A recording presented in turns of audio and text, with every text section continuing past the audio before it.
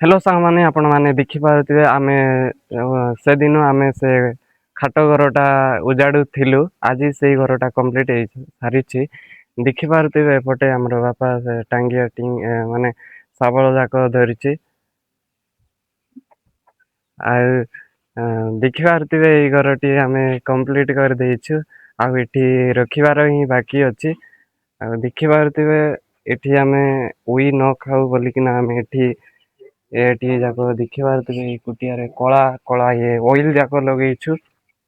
ଆଉ ଏଇଟା ଆପଣ ମାନେ ଦେଖିପାରୁଥିବେ ଏମିତି ଯାକ ଏମିତି ଲଗେଇଲେ ନା ଉଇ ଯାକ ଖାଇବେ ନାହିଁ। ଆଉ ପ୍ରତିଟି ଡେଲିରେ ଯାକ ଆମେ ଲଗେଇଛୁ ଦେଖିପାରୁଥିବେ।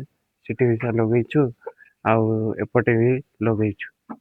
ଆମର ଏଠି ଆମ ସବୁବେଳେ ଏଠି ପାଣି ରଖିଥାଉ ଏଠି ଗାଧ ଫାଧ ହେଇଥାଉ ଏଠି ଯିଏ ଆସିଲେ ଏଠି ଗୋଡ ଫୋଡ ଧୋଇଥାନ୍ତି। ଆଉ ସେପଟେ ଦେଖି ପାରୁଥିବେ ସେଇ ଜାଲ ରାଉଣ୍ଡ ରେ ଲଗେଇଛୁ ସେ ଭିତରେ ଆମର ଦିଟା ଭାଇ ଅଛନ୍ତି ତାଙ୍କର ସ୍କୁଲ ର ସେଇଟା ଲଙ୍କା ଗଛ ଯାକ ଆଣିଥିଲେ ଆଉ ସେଠି ଲଗେଇଛନ୍ତି ତ ଆଉ ବହୁତ ଗଛ ଥିଲା ସେଠି ପୁରା କୁକୁଡା ମାନେ ପୁରା ତାଙ୍କ ଏଟାରେ ପୁରା ନଷ୍ଟ କରି ଦେଇଛନ୍ତି। ଆଉ ଦେଖିପାରୁଥିବେ ଆମର ଘର ଏଇଟା କମ୍ପ୍ଲିଟ ହେଇସାରିଛି ସାଙ୍ଗ ମାନେ ଦେଖିପାରୁଥିବେ ସବୁ ପକେଇଛୁ। ଆଉ ଖାଲିରୁ ଷ୍ଟାର୍ଟ କରିଥିଲୁ। ବର୍ତ୍ତମାନ ଆଜି କମ୍ପ୍ଲିଟ ହେଇସାରିଛି ଆମେ ବର୍ତ୍ତମାନ ଏଇଟା ଅଲଗା ଜାଗାରେ ବନେଇଛୁ ଆପଣ ମାନେ ଯୋଉ ଜାଗାରେ ଆମେ ସେଇ ଦିନ ଆପଣ ମାନଙ୍କୁ ଦେଖେଇବି ସେଇ ଘର ଟା କେମିତି ଥିଲା ଉଜାଡୁ ଥିଲା ବେଲେ।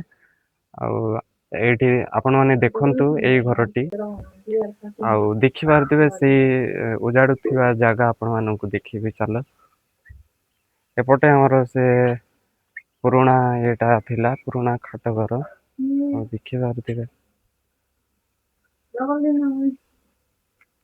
ଏଠି ଥିଲା।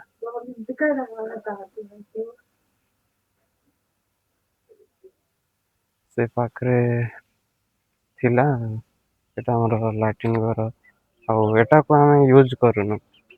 ଆମେ ଲାଟିନ୍ ଫାଟିନ୍ କିଛି ୟୁଜ କରୁନୁ କାହିଁକି ନା ସରକାର ଦେଇଛି ଖାଲି ଏମିତିରେ ନେଇଛୁ ଆଉ ଲାଟିନ କୁ କିଏ ୟୁଜ କର ଆମେ ତ ଏଇଠି ଜଙ୍ଗଲ ପାଖରେ ଅଛି ଆମେ ତମ ମାନେ ଆପଣ ମାନେ ଦେଖିପାରୁଥିବେ ଏପଟେ ତ ପୁରା ଜଙ୍ଗଲ ଅଛି।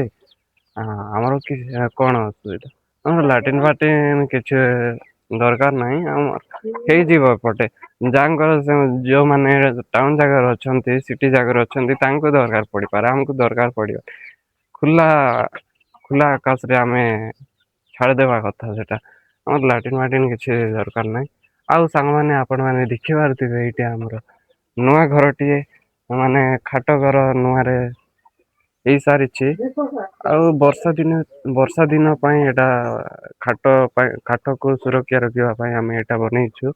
କାହିଁକି ନା ମାନେ ବର୍ଷା ଦିନେ ପୁରା ପାଣି ଆସି ବର୍ଷା ହେଇକି ପୁରା ଖାଟ ଭିଜିଯିବ ନା ତେଣୁକରି ଆମେ ଗୋଟେ ତାକୁ ସେଫ୍ଟି ରଖିବା ପାଇଁ ଆମେ ଏଇଟା ଗୋଟେ ଘର ବନେଇଛୁ ଆଉ ତାପରେ ନିଆଁ ବି ଭଲସେ ଜଳିବ ବର୍ଷା ଦିନେ ତ ନହେଲେ ଖୋଲା ଜାଗାରେ ଥିଲେ ତ ସବୁ ତିନ୍ତି ଯିବ ନା ଭିଜି ଯିବ ପୁରା ଯାକ ଖାଟ ଆଉ ଜଳବ ନାହିଁ ଧୂଆଁ କା ବାହାରିବ ନା ଆପଣ ଜାଣିଥିବେ ସେଟା ପାଇଁ ଆମେ ଏଇଟା ବନେଇଛୁ ଆଉ ଆମର ଘର କମ୍ପ୍ଲିଟ ହେଇଛି ଆପଣ ମାନଙ୍କୁ ଦେଖେଇଲି ତ ନେକ୍ସଟ ମାନେ ସେ ଭିଡିଓରେ ଯୋଉ ଦିନ ଆମେ ତମକୁ ଦେଖଉଥିଲୁ ସେଇଦିନ ସେଦିନ ହିଁ କାଢି ସାରିଥିଲୁ ତା ସେକେଣ୍ଡ ଦିନ ଆମର ବାପା ସେଟାକୁ କୁଣ୍ଡି ଯାକ କାଢିଲା ତାପରେ ସେଠୁ ଡେଲି ଯାକ ସେଠୁ ବହି ଆଣିଲୁ ଆଉ ଏଠି ଲଗେଇଲୁ ଆଉ ତାପରେ କମ୍ପ୍ଲିଟ ତ ହେଇସାରିଛି ଆଉ ଗୋଟେ ଜିନିଷ ଦେଖଉଛି ସାଙ୍ଗମାନେ ଆପଣ ମାନେ ଦେଖିପାରୁଥିବେ ଏଇଟା ଆମର ନୂଆ ଚୁଲିଟା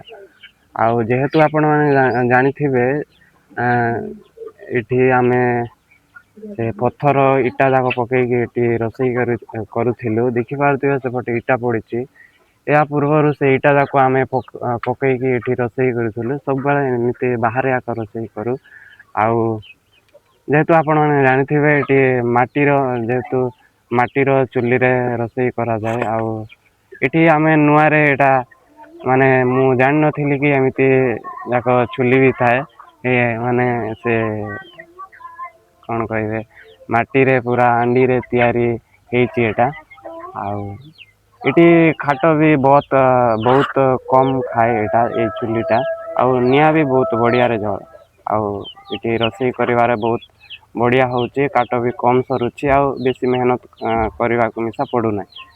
ତ ଆମର ଏଇଟା ନୂଆ ଚୁଲିଟା ବହୁତ ବଢ଼ିଆ ଲାଗୁଛି।